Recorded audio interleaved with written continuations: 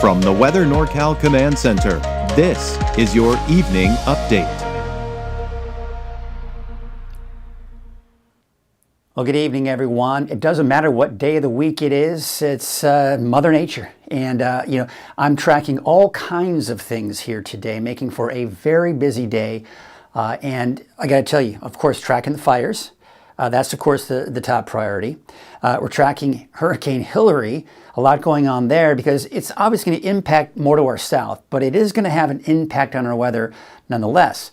And boy, what an afternoon and evening with the showers and thunderstorms that we've seen over Northern California. Lots of lightning strikes, flooding concerns here with flash flood warnings and watches, what are known as not necessarily severe thunderstorm warnings, but special weather statements for particularly strong thunderstorms with heavy rainfall, gusty winds, frequent lightning.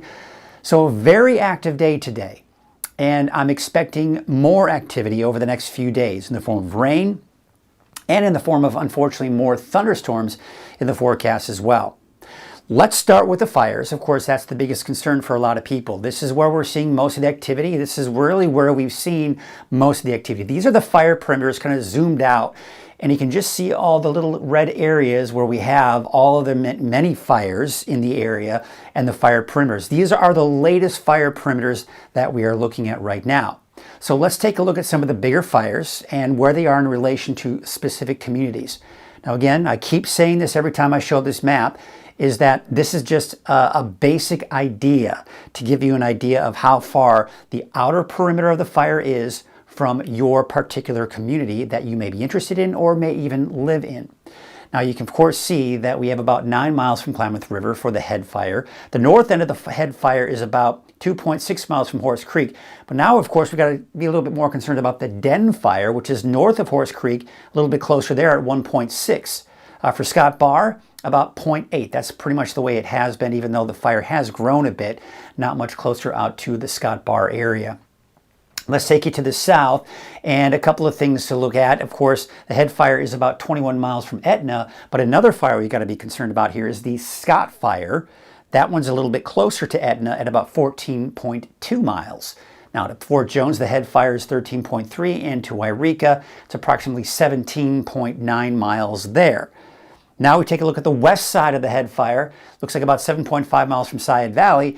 And as at one point I was giving you a measurement from head fire all the way to Happy Camp, but now we're looking at the Malone fire at about 6.2 miles from Happy Camp. So more new fires developing, creating concerns for communities that weren't necessarily concerned at that point. Now we take a look at the deep fire. This is in Trinity County.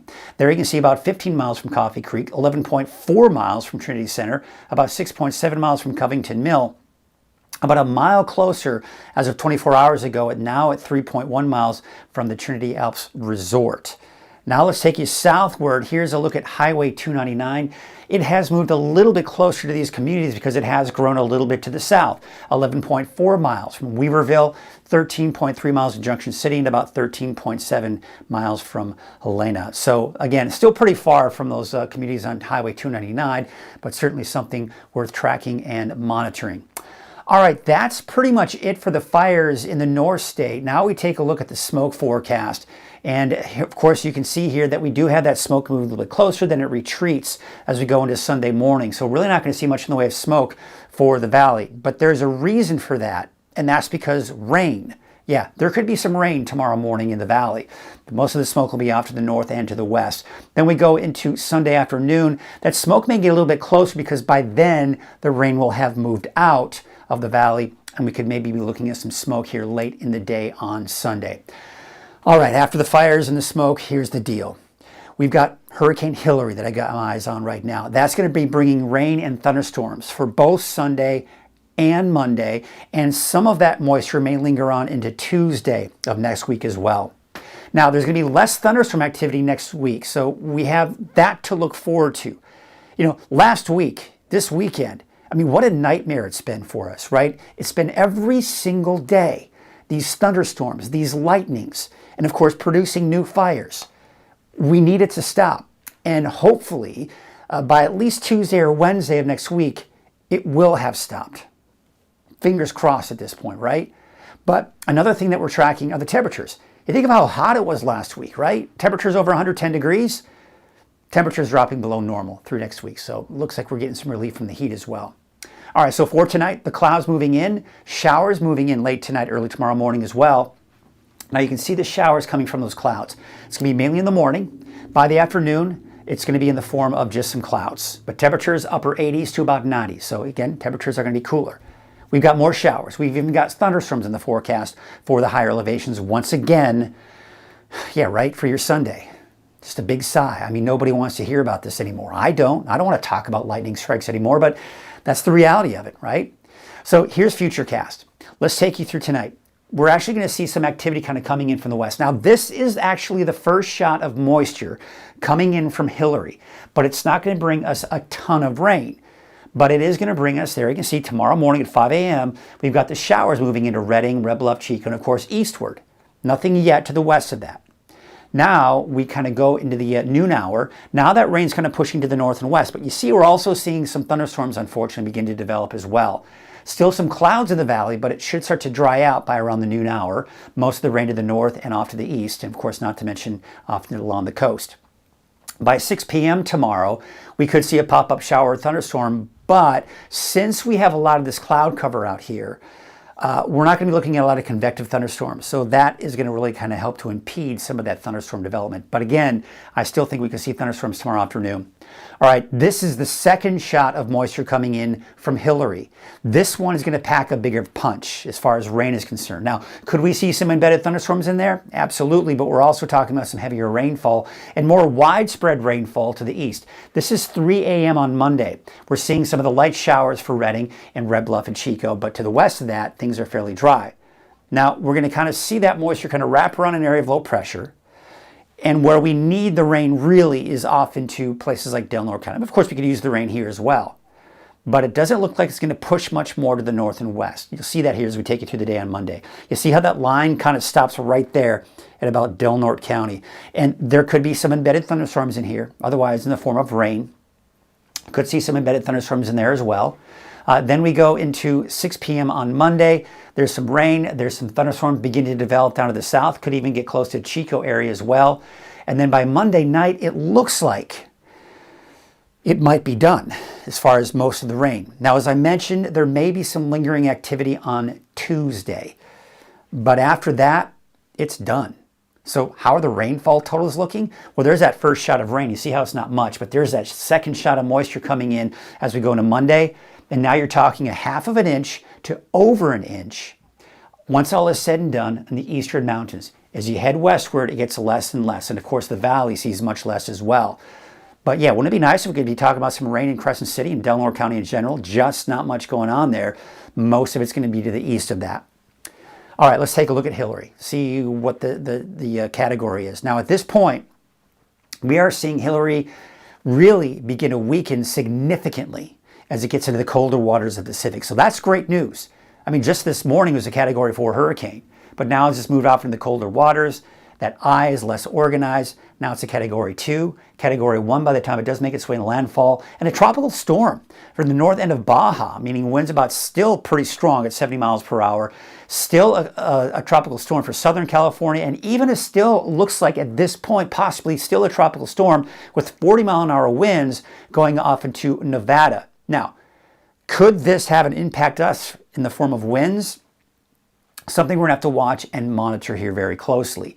But it looks like the main impacts from this will be some rain. Winds may get a little gusty at times, especially as we do go into, say, Sunday night and into Monday, but certainly not the 40-mile-an-hour winds that we're seeing down to the south and east of us. So that's certainly some good news there for us.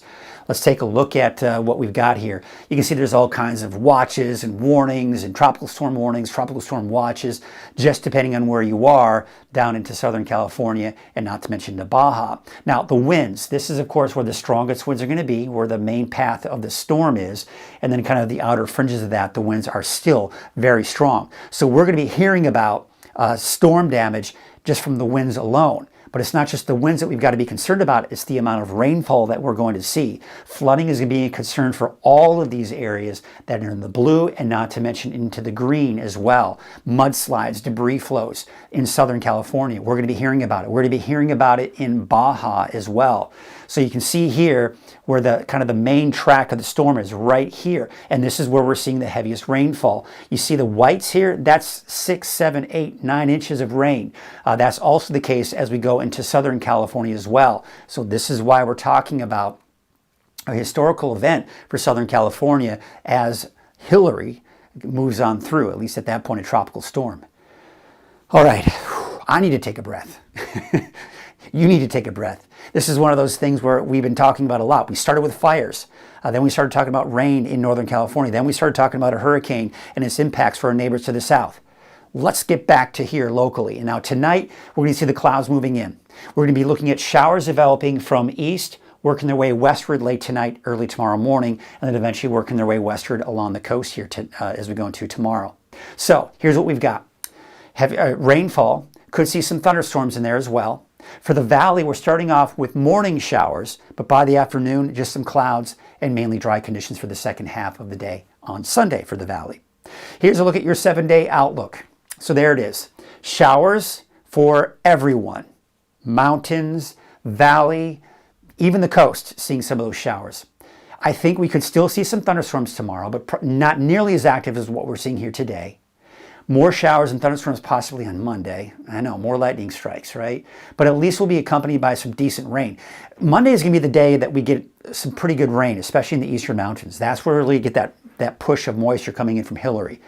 Then Tuesday, I've kept the chance for a few more thunderstorms on Tuesday. Now, there's a reason for that, because there's still going to be some leftover moisture from Hillary.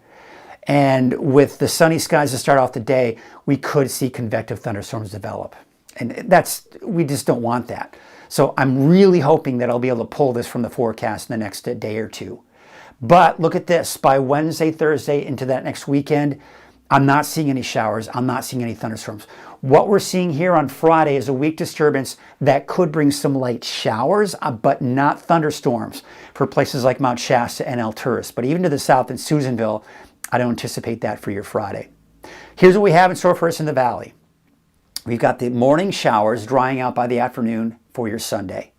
On Monday, showers, maybe even some thunderstorms for the valley, not to mention the higher elevations. A slight chance for a stray shower on Tuesday. Again, most likely at this point, I think it's going to be in the higher elevations, but I'm going to keep it in there at least for now. And then it dries out. But look at the temperatures too. I mean, we're going to be much cooler than we saw last week, as a matter of fact. Temperatures mainly in the low to mid 90s for the valley.